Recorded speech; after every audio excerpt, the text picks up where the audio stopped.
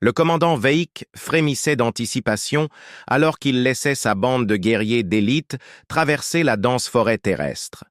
L'air de minuit était frais contre sa peau thermosensible, l'obscurité une couverture réconfortante pour son espèce. Ses pupilles verticales se dilatèrent complètement pour absorber le peu de lumière ambiante existante et transformer la forêt noiréenne en un paysage net et détaillé. Il subvocalisa son rapport de situation à travers la liaison neuronale, reliant ses 12 soldats. Périmètre sécurisé, aucune détection, signaux humains à l'avant, toujours inactifs. La réponse immédiate du lieutenant Zix-Vex fut un claquement de mâchoires satisfait. Les rapports des services de renseignement étaient exacts. Les humains étaient des créatures pathétiques, impuissantissant leur éclairage artificiel, le réseau électrique de la Terre étant hors service dans ces secteurs et les communications brouillées. Les habitants de ce centre de commandement stratégique seraient aveugles, désorientés et vulnérables des conditions de chasse idéales. N'oubliez pas, avait construit alors qu'ils approchaient de la lisière de la forêt. Notre objectif est précis, éliminer leur chef militaire. Le haut commandement veut que la résistance de cette planète soit brisée avant l'aube. Grâce à sa vision améliorée, il étudia la colonie en contrebas. Les bâtiments sombres se dressaient comme des pierres tombales dans le ciel nocturne. Les rues étaient vides, les fenêtres noires, pas une seule lumière n'était allumée. Ils se sont tous cachés, observa le lieutenant Zix, tapi dans leur abri. La bouche de Taïk se tordit ainsi, qui ressemblait à un sourire zen. Ils ne savent même pas que nous sommes là. À l'aube, leur structure de commandement sera décapitée et ils se réveilleront dans les chaos. Il fit signe aux soldats avancés d'un coup de sa main griffue. Les 12 guerriers se déplacèrent comme des ombres liquides le long de la colline, faisant moins de bruit que la brise nocturne. Leur armure bio-ingénierie absorbait les signatures sonores et thermiques de tout système de détection primitif. Ils étaient des fantômes. Ils atteignirent les premières structures, des bâtiments abandonnés à la lisière de la colonie. Veik fit signe au soldat M de prendre la tête.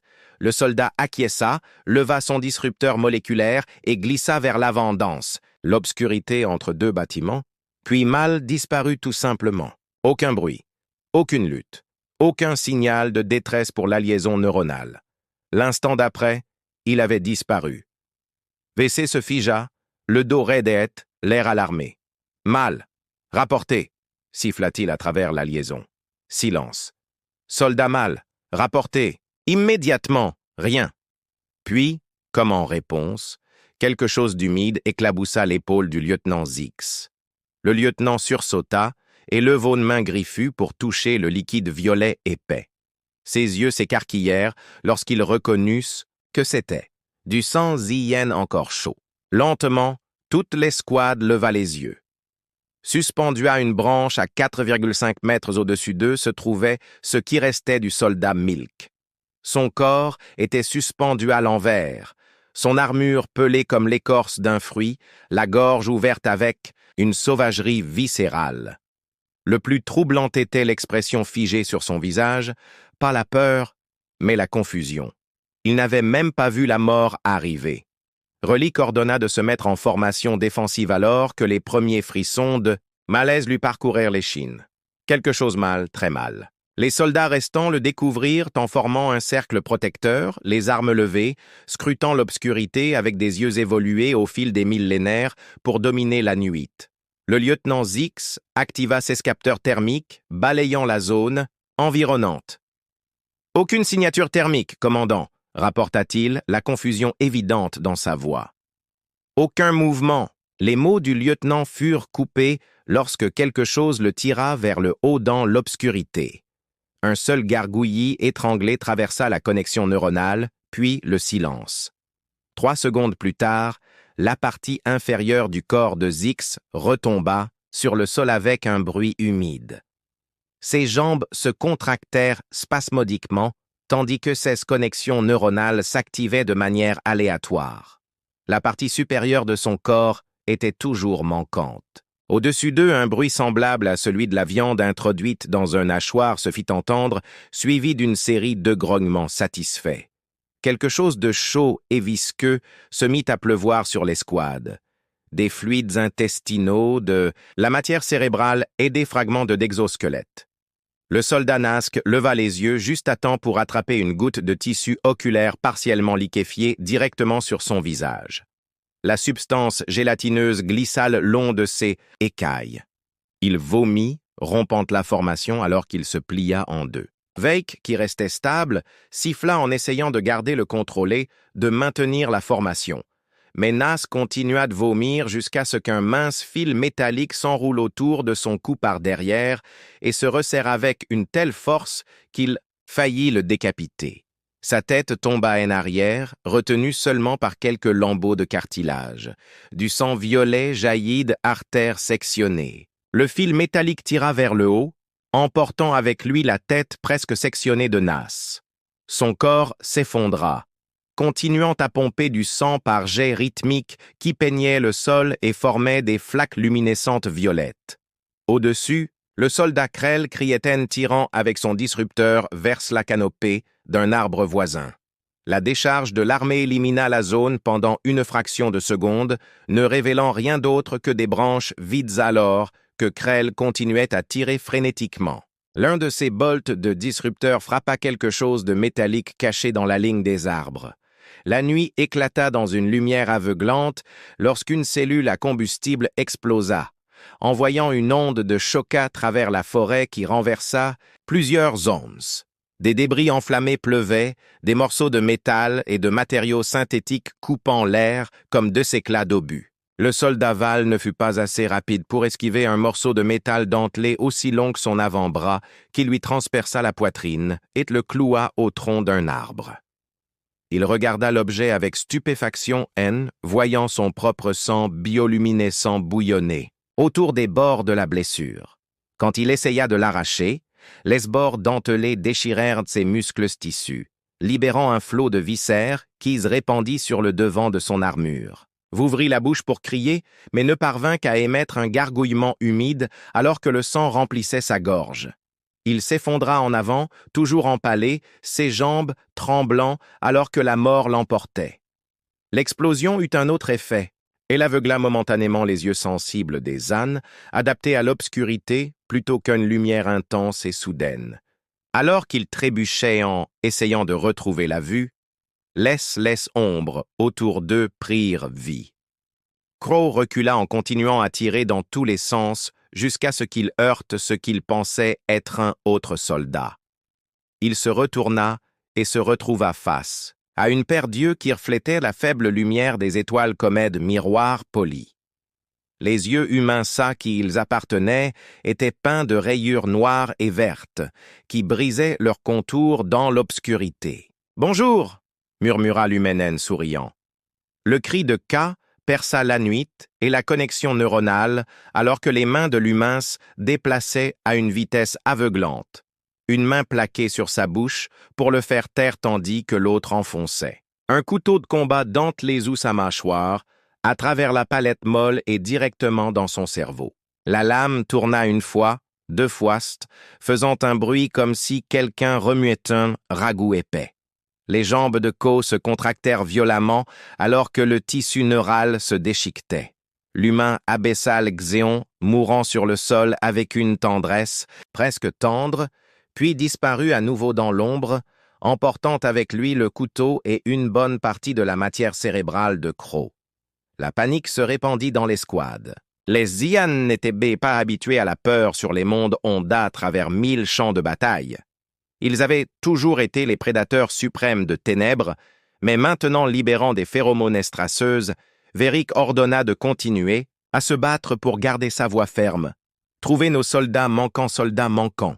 L'escouade déploya 16 marqueurs biologiques conçus pour suivre toute Zian grâce à leur signature olfactive unique. Les résultats arrivèrent immédiatement et incroyablement. « Commandant, je ne détecte pas Malsis ni Krell, » dit le soldat. Rain, la voix tendue. « C'est comme si leurs signatures olfactives avaient été effacées, » grogna Vic. impossible, rien ne masque une trace de phéromone, rien. Une pensée douce vint de derrière Veik. Monde, regarde le soldat Sat s'effondra, la tête tournée dans un angle anormal. Il n'y avait eu aucun bruit d'approche, aucun avertissement. Reculez, aboya Veik, abandonnant la discrétion pour survivre. Prenez position dans cette structure. Non, les 8 guerriers Xians restants se retirèrent dans un bâtiment abandonné sécurisant les points d'entrée et établissant des lignes de tir. Les mains de Veik ne tremblaient pas lorsqu'il activa la balise d'urgence. Il ne pouvait pas le permettre, mais le nœud froid dans son estomac était inconnu et profondément dérangeant. Dominance du croiseur de combat, ici équipe Alpha, nous sommes attaqués par des ennemis inconnus, demandez une extraction immédiate des parasites crépitait dans l'ex-communication. Rien. Nous avons réessayé en amplifiant le signal dominance du croiseur de combat. Répondez.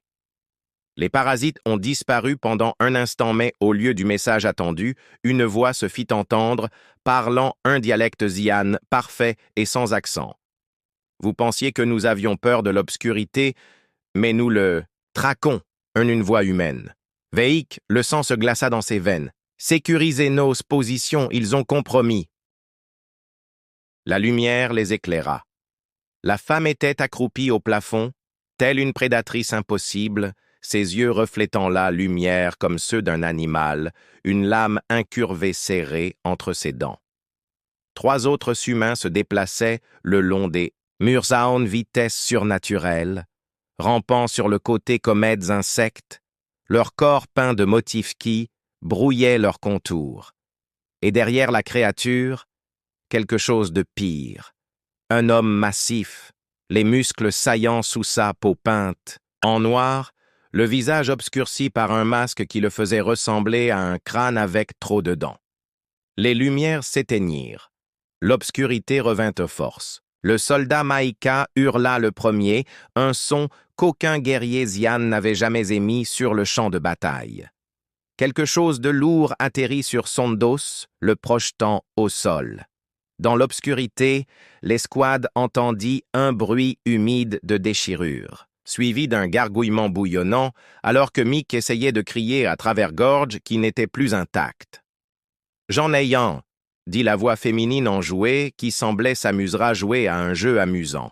« Ça fait 3 pour moi ce soir. »« Montre-toi !» répondit une voix plus grave provenant de quelque part au-dessus de nous. Certains d'entre nous préfèrent la qualité à la quantité. Tirer avec les disrupteurs. Des tirs éclatèrent en rafales sauvages et paniquées, illuminant des fragments du cauchemar des flashs stroboscopiques. En un éclair, Ike vit la femme humaine à califourchon sur le dos de Mig, les mains enfoncées jusqu'au poignet dans sa cavité thoracique ouverte, en train d'en extraire quelque chose de violet et de pulsant son cœur secondaire. Dans le flash suivant, elle le mordait comme une pomme, du sang violet coulant le long de son menton.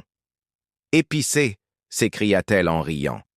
Un autre flash révéla le soldat 20 soulevé jusqu'au chevron par ce qui semblait être un fil métallique autour de son cou, ses jambes battant frénétiquement alors qu'elle était suspendue comme une décoration de festival. Un homme était assis nonchalamment sur une poutre au-dessus, la hissant à la force des bras en sifflant un air joyeux qui résonnait dans le chaos.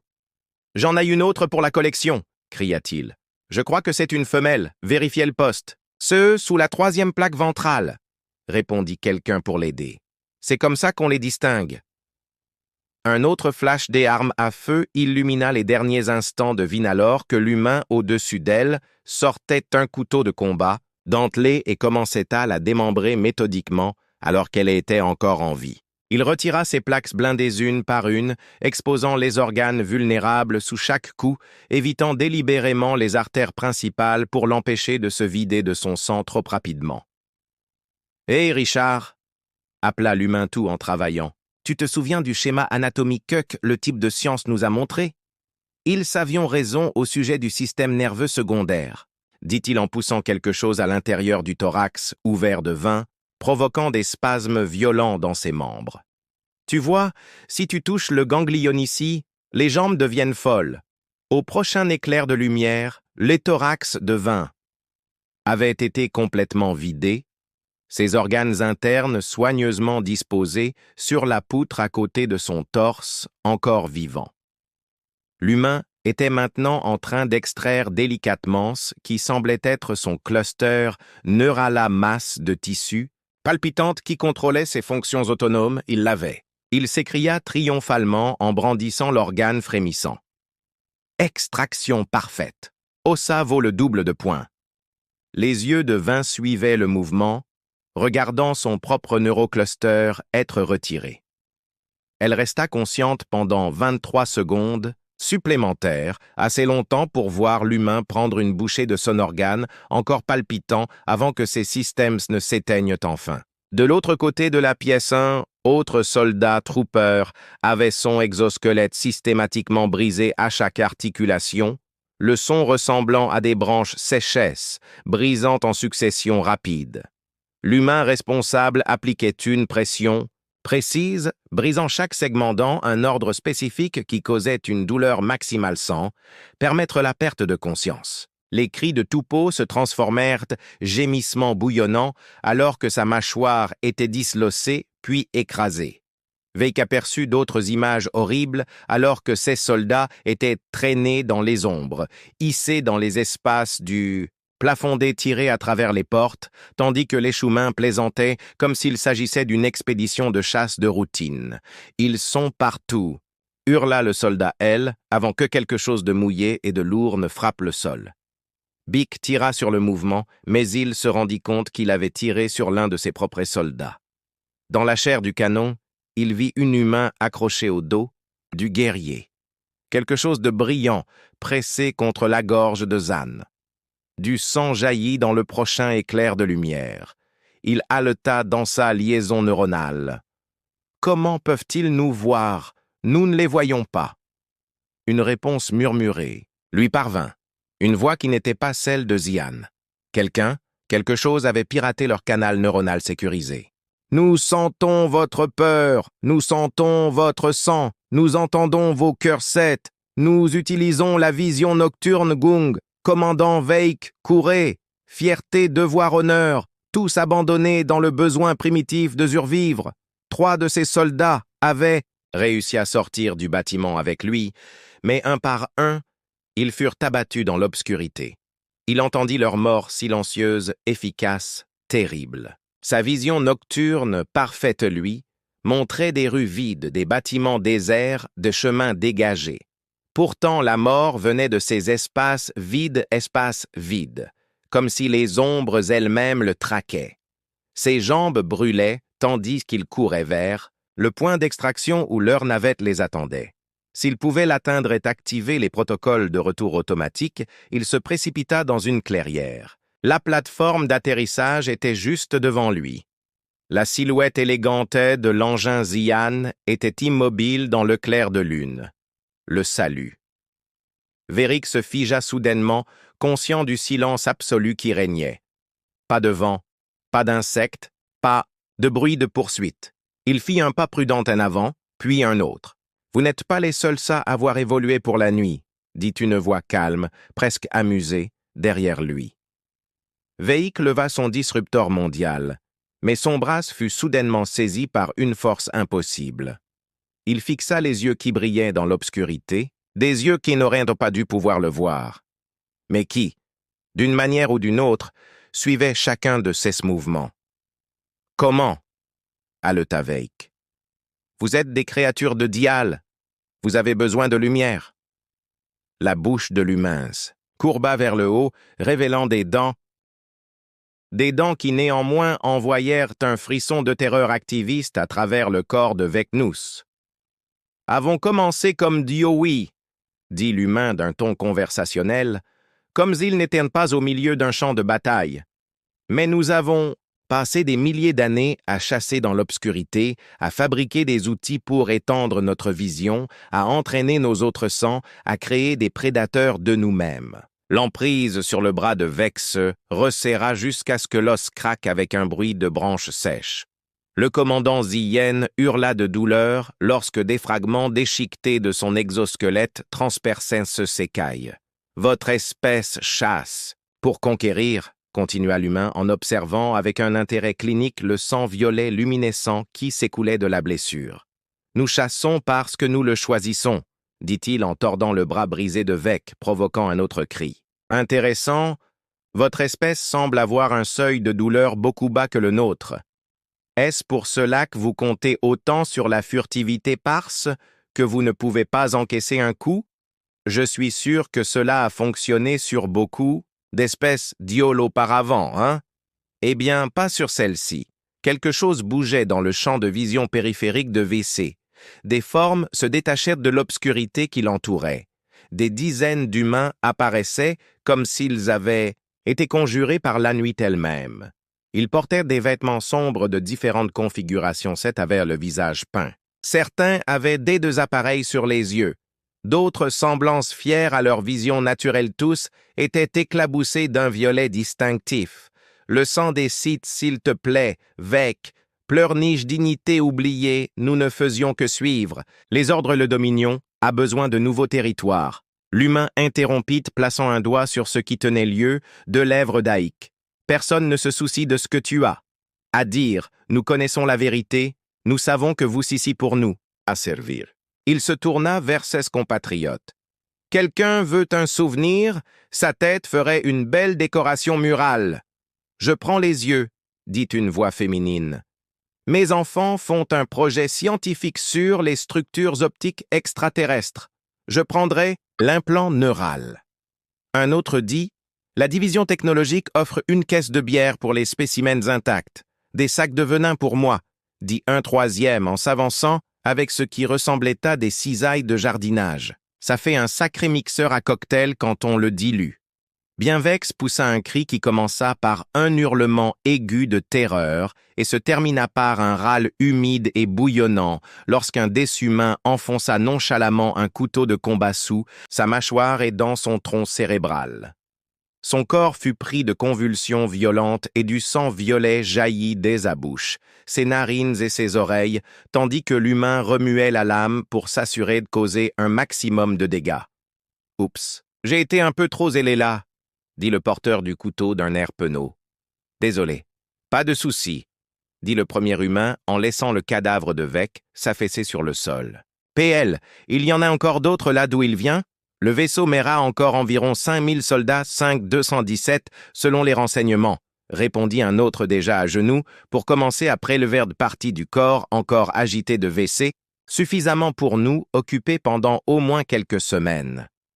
L'aube se leva sur les humains, peignant subtilement le ciel de nuances orange et dorées.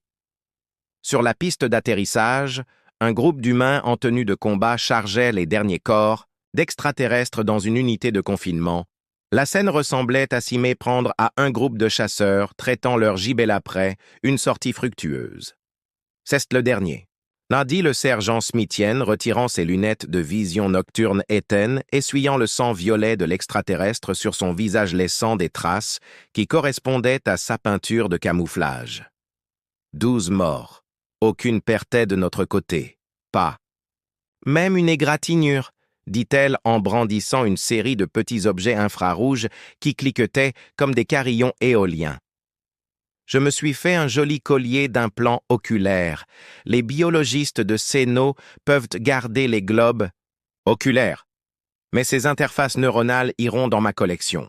Implants oculaires aussi. Les biologistes de Céno peuvent garder les globes oculaires, mais ces interfaces neuronales iront dans ma collection. Le capitaine Rivera acquiesça en passant un chiffon sur le couteau incurvé qu'il avait utilisé quelques heures plus tôt. La lame était encore recouverte de sang violet qui s'écaillait alors qu'il la polissait. « Bonne chasse ce soir, c'est propre et efficace. Je dois dire, Dawon, ce que tu as fait avec l'extraction du liquide céphalo-rachidien était vraiment salissant. » Le soldat Dawson sourit, montrant des dents étonnamment blanches qui contrastaient avec son visage douloureux. « Que veux-tu que je te dise? Je suis un traditionnaliste. Mon grand-père m'a appris cette technique sûre de serre quand j'avais 8 ans. L'astuce, c'est de percer la colonne vertébrale exactement au bon endroit, puis d'aspirer le liquide avec un tube creux ou, dans ce cas, il frappait le tube métallique fixé à son os, une paille tactique. Pourquoi voudrais-tu du liquide spinal? Demanda le soldat Jackson, une nouvelle recrue de l'équipe des opérations spéciales, l'air légèrement nauséeux malgré sa participation à l'opération précédente. Demanda le soldat Jackson, une nouvelle recrue de l'équipe des opérations spéciales qui avait l'air légèrement nauséeux malgré sa précédente participation. Ça te rend immunisé contre leur contrôle mental, répondit Dawson avec un visage impassible. Lorsque Jackson écarquilla les yeux, le soldat plus âgé éclata de rire. Avec toi, bleu. C'est pour mon beau-frère. Il collectionne de... Ah, bizarre. L'année dernière, j'ai eu un bocal rempli de ces crabes tanales de Proximus et Tari. Pourquoi continue-t-il à nous attaquer à 9 heures? Demanda Jackson en changeant de sujet. C'est comme s'il n'avait pas compris que nous utilisons de lunettes de vision nocturne, dit le lieutenant Davidson en haussant les épaules et en jetant nonchalamment sa main Yann dans le unité de confinement. Leur intelligence est. Ils ont développé ces yeux sophistiqués et ont décidé qu'ils étaient les maîtres de l'obscurité. Le problème, c'est que les yeux ne font pas tout. Il tapota son oreille, nous avons ceci et cela. Il toucha son nez et surtout. Nous avons ceci, il tapota sa tempe. Il chasse dans l'obscurité depuis avant que nous inventions le feu. La vision nocturne rend simplement cela sportif. Smithy rit en s'étirant comme un chat au soleil du matin l'heure. S'en sont tellement moins développés que les nôtres quand Jimmy a renversé cette poubelle, j'ai cru qu'on allait être découverts, nous quatre. On est restés figés, comme des statues, pendant 5 minutes, et ces idiots violets ont continué à passer devant nous. Tu te souviens? Quand Richard a éternué en plein milieu de l'embuscade, a ajouté Dawson en hurlant de rire, j'ai failli. Moi-même. Être le grand, le commandant, il regarde partout, complètement perdu, a continué Smithy en essuyant les larmes de rire qui coulaient de ses yeux. Je suppose qu'il n'entende de rien. Il aime chasser le papy sourds et myopes. Oh, l'odeur, a ajouté Rivera en montrant sa peinture de camouflage qui s'écaillait maintenant sur sa peau. Truc bloque complètement leur détection. Des phéromones sont et pratiquement invisibles pour eux. Le vieux Davy Wilkins et le département Arendelle ont compris, après avoir analysé leur premier mélange de leur premier groupe d'atterrissage dans sa baignoire avec de l'urine de cerf et du charbon de bois, ça marche mieux que la crème pour le visage. De ma femme et ça a probablement les mêmes ingrédients, a plaisanté Davidson devant le rire général. Jackson examinait l'un des cadavres extraterrestres, fasciné par l'exosquelette articulé. Tu sais, dans le briefing, il donnait l'impression que ces types étaient terrifiants, le fléau de 17 systèmes stellaires 7, tout ça. De quoi se nourrissaient-ils seulement? Comme des coccinelles. Il a piqué une griffe qui s'est cassée facilement. Tant pis pour les redoutables prédateurs nocturnes de la galaxie. En fait, ils sont assez fragiles de presque comme celui-ci. Je lui ai juste attrapé la tétée, je l'ai tordue, et elle s'est détachée comme un bouchon de bouteille. Ce n'est rien, Dawson a-t-il interrompu. Quand je l'ai coincé dans le placard à fourniture, je lui ai arraché tous les membres un par un, comme si on le dépequettait en morceaux. Il était encore en vie quand j'en suis arrivé à la dernière patte.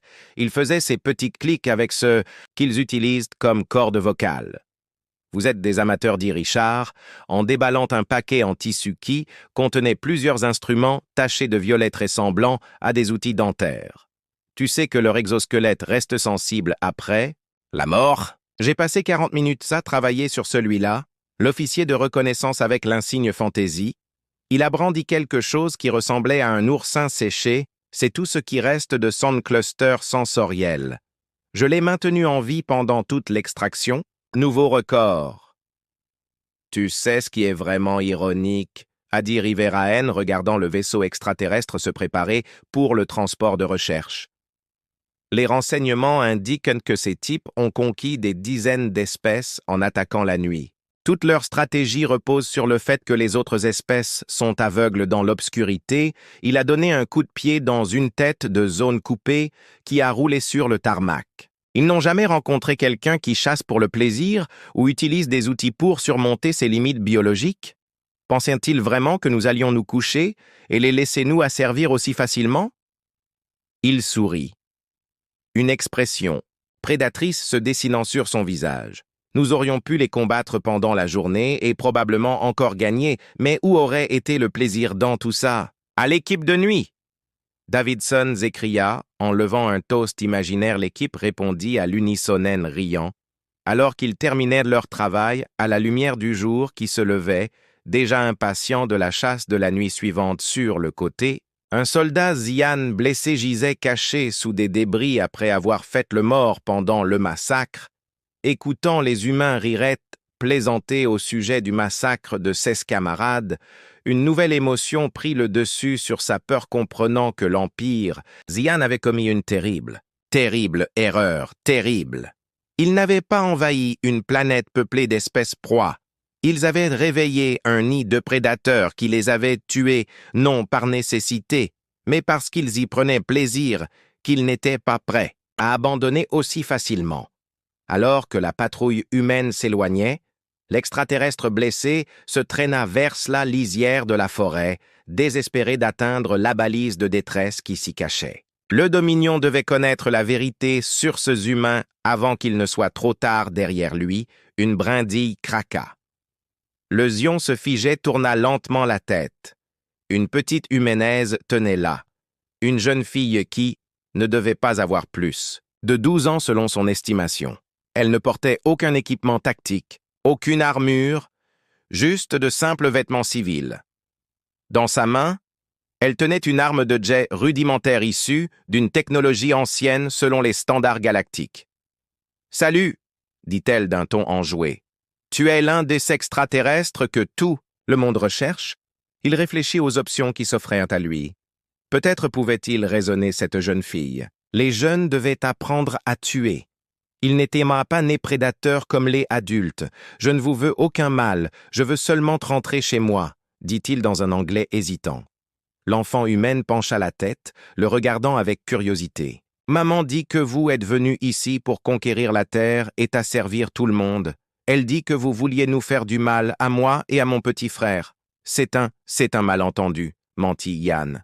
Nous ne cherchions qu'un contact pacifique. » L'enfant sembla réfléchir, puis elle leva son arme. « Tu mens. Papa dit que les gens de ton espèce m'entendent toujours. Et ton sang est un excellent engrais pour les tomates de maman. » Les derniers mots de mademoiselle Yon retentirent alors que le lanceur de limaces primitif rugit et que l'obscurité l'engloutit. Les humains ne sont pas devenus des prédateurs, ils sont nés ainsi.